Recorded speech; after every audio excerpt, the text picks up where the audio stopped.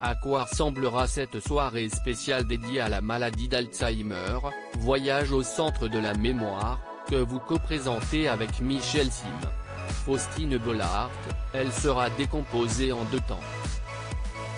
Dans la première partie pédagogique, Michel Sim ira à la rencontre de chercheurs et scientifiques afin de décortiquer le mécanisme de la mémoire.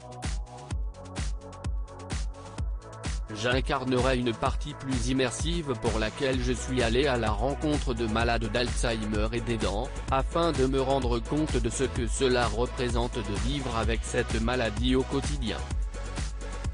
La veuve du comédien Jean-Pierre Mariel, Agathe, témoigne. A-t-elle accepté instantanément ? Pour la première fois, elle nous parlera des derniers mois difficiles de son mari, qui était atteint d'Alzheimer. Je crois qu'elle aime beaucoup Ça commence aujourd'hui et avait très envie qu'on se rencontre. Elle se sentait en confiance et prête à en parler. Très engagée dans la lutte contre la maladie d'Alzheimer, Agathe nous a beaucoup guidés pour ce documentaire. On vous retrouve également pour la 5e saison de Ça commence aujourd'hui. Est-ce toujours aussi compliqué de faire la part des choses entre ce qu'il se dit lors des tournages et votre vie privée ? De moins en moins. J'ai beaucoup de rituels qui me permettent de décrocher après. Pour les émissions difficiles, je me prépare en amont. On en parle avec ma productrice et je mentalise beaucoup ce que je vais entendre pour ne pas être trop saisi aux tripes par ce qu'ils me diront. Ça me permet d'arriver armé pour faire face à ces émotions. Étonnamment, plus le temps passe et plus j'ai l'impression que mes émotions apparaissent à des moments totalement inattendus.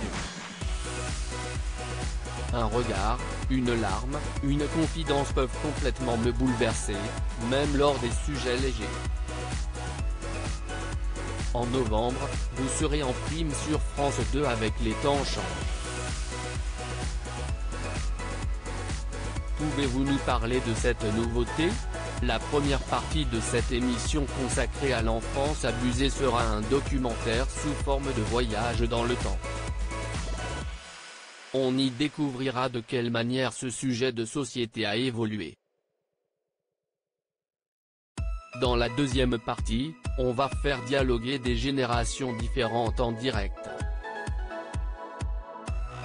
Je suis notamment allé à la rencontre d'Eva Thomas, abusée par son père, qui est la première à avoir dénoncé l'inceste sur un plateau, celui des dossiers de l'écran en 1986. Ce qui est fou, si est qu'à l'époque, des téléspectateurs avaient réagi en disant qu'elle semait la zizanie dans les familles. Un homme racontait avoir des relations sexuelles avec sa fille et ne voyait pas le problème. Dans votre magazine de presse écrite Entre nous, vous avez confié que votre fils de 6 ans ne voulait plus se faire embrasser. Êtes-vous parvenu à calmer son inquiétude face à la Covid ? Oui.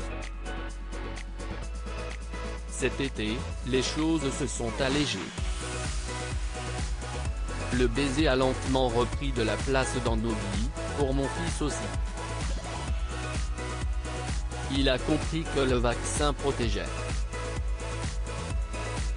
Il est rassuré, plus serein dans cette vie un tout petit peu plus insouciante qu'il y a quelques mois. En revanche, pour la première fois, il va devoir porter un masque à l'école. Je sens que ça va être compliqué.